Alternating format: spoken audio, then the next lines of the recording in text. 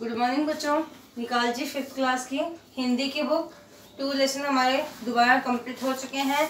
आज 3rd वाला lesson देखिए, अपनी वस्तु। इसमें जो पैराग्राफ दिए गए हैं उनके नीचे जो शब्दार्थ और क्वेश्चन आंसर दिए गए हैं कंप्लीट आपको करना है। देखिए, महात्मा का अर्थ क्या बता रखा है? साधु संत। ऊंची यानी जोर से, ऊंची आवाज में यानी जोर से। आवाज यानी ध्वनि। लठ यानी डंडा। प्राण यानी जान। स्थान यानी जगह। व्यक्ति यानी कौन होता है?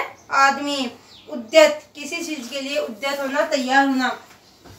उद्यत को आप इस प्रकार से भी लिख सकते हो और ये भी सही है, दोनों आपके सही होंगे। ठीक है। उद्यत यानी तैयार। भूमि यानी जमीन। स्वामी यानी मालिक। स्वामित्व, जिसका स्वामित्व होता है, जिसका अधिकार होता है, जिसका हक होता है। स्वामित्व का क्या हुआ? अधिकार। क्रोध करना यानी गुस्सा करना। पक्ष यानी तरफ। दलीलें यानी तर्क देना। लाल पीला होना मुहावरे का क्या अर्थ है? क्रोधित होना। क्वेश्चन आंसर देखिए, महात्मा जी ने मार्ग में क्या देखा था?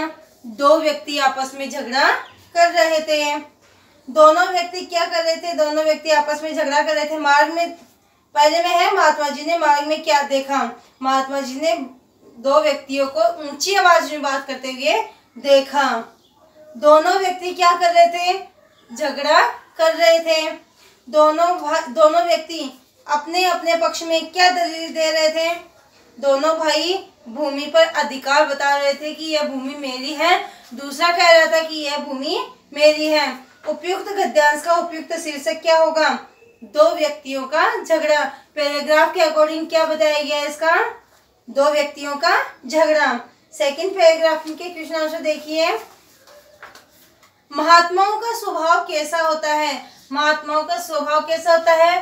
परोपकारी और दयालु होता है। महात्मा जी ने मन में क्या विचार किया?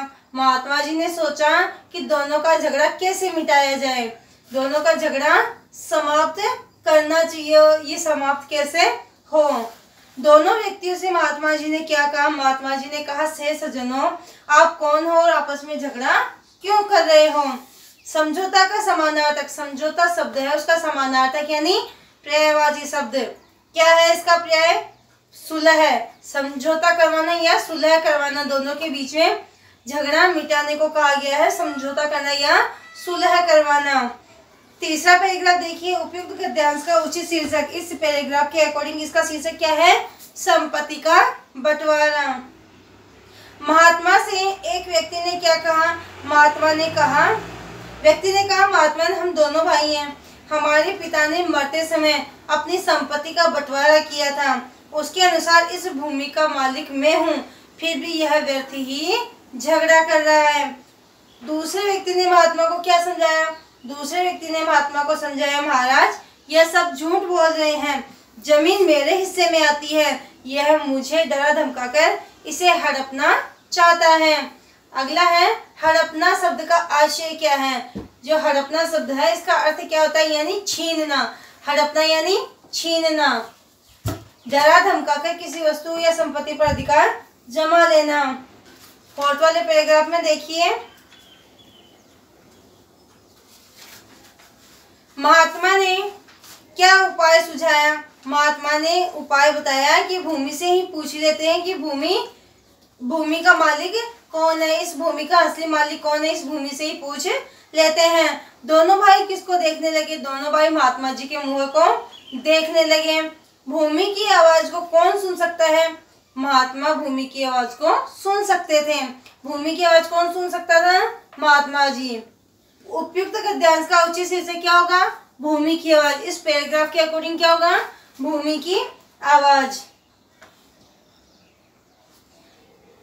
5th वाला पैराग्राफ देखिए, दोनों भाई किसकी बात पर राजी हो गए थे?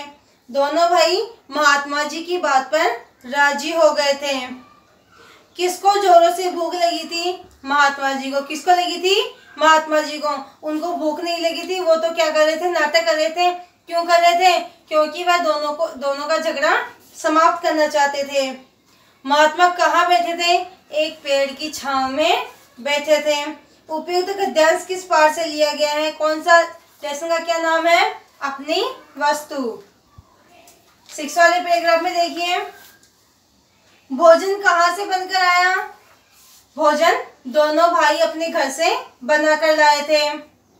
महात्मा ने भोजन के कितने भाग किए? महात्मा ने कितने भाग किए थे? दोनों तो व्यक्ति थे और एक महात्मा जी, तो कितने भाग हो गए? 3 भाग। भोजन बनाने खाने में कितना समय लग गया था? भोजन बनाने और खाने में लगभग 2 घंटे लग गए थे। भोजन करने के बाद महात्मा से भाइयों ने क्या निवेदन किया? महाराज, यह भूमि तो कुछ बोलेगी नहीं, आप इसका फैसला कर दीजिए। वो शांत हो चुके थे, उनका गुस्सा ठंडा हो चुका था दोनों व्यक्तियों का। तब उन्होंने महात्मा जी से क्या कहा कि भूमि तो आप बोलेगी नहीं, हमारा फैसला आप ही सुना दीजिए। 7 वाले पैराग्राफ में देखिए, महात्मा जी ने अपने कान कहाँ लगाए? कहाँ लगाए थे? भूमि की बात सुनने के लिए भूमि पर लगाए थे। गंभीर वाणी में कौन बोला? गंभीर वाणी में कौन बोले थे? महात्मा जी।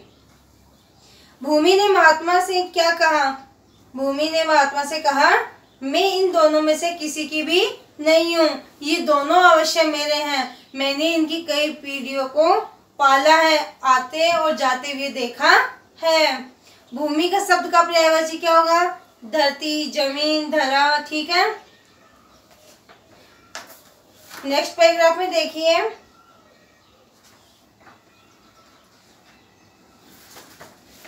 महात्मा जी की बात सुनकर कौन लज्जित हुए थे? महात्मा जी की बात सुनकर दोनों भाई लज्जित हो गए थे। किसने लोहा गर्म देखकर चोट की? किसने की थी? उन्होंने देखा अब दोनों का गुस्सा ठंडा हो चुका है, अभी हमारी बात मान सकते हैं। जब बात मानने के लिए वो तैयार हो गए तो महात्मा जी ने कहा कि लोहा भी गर्म है तो इस पे चोट मार दी जाए। तो किसने मारी थी? महात्मा जी ने। मनुष्य क्या नहीं सोचता है? मनुष्य क्या नहीं सोचता कि इस दुनिया में हमारा कुछ भी नहीं है। खाली हाथ संसार से कौन चले जाएंगे? सभी व्यक्ति, सभी छत्रपति क्या है, यहाँ से खाली हाथ आए हैं और खाली हाथ ही चले जाएंगे। लास्ट पैराग्राफ देखिए, महात्मा जी के अनुसार जीवन कैसा है? महात्मा जी के अनुसार जीवन क्या है? अनमोल है। इसे व्यर्थ के कार्य में नहीं गंवाना चाहिए, अर्थात लड़ाई झगड़ा नहीं करना चाहिए। मनुष्य की अपनी संपत्ति क्या है?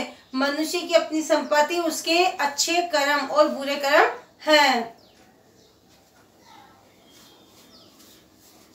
जैसा मनुष्य कर्म करेगा वैसी संपत्ति उसको मिलेगी। अच्छा कर्म करेगा तो अच्छे कर्म के साथ उसकी संपत्ति उसके साथ जाएगी। कौन सी संपत्ति? अच्छे कर्मों वाली संपत्ति जाएगी। यदि बुरे कर्म करेगा तो बुरी संपत्ति के साथ वो यहाँ से जाएगा। तो भजन करना और अच्छे गुणों को प्राप्त करना, अच्छे कर्म करना ही क्या होता है? मनुष्य की संपत्ति होती है। महात्मा जी के अनुसार लोक परलोक संवारने के लिए क्या आवश्यक है? लोक परलोक संवारने के लिए मनुष्य को अपना समय नाम सुमिरन अच्छे कर्मों में लगा देना चाहिए। गद्यांश से उस शब्द युग्म को चुनिए जो आपस में विलोम अर्थ प्रकट करते हैं। लोक परलोक क्या है? लोक परलोक। इस प्रकार से आपके लेसन के कुछ क्वेश्चन आंसर हैं जो आपके नोटबुक में आपको करने हैं। इसके साथ साथ इसके शब्दार्थ भी आपको अपने नोटबुक में दोबारा करने हैं और जितने याद है उतने मन से लिखने हैं और जो नहीं याद है उनको याद करके लिखना है। ठीक है, नेक्स्ट बात हम कल करेंगे। Thank you.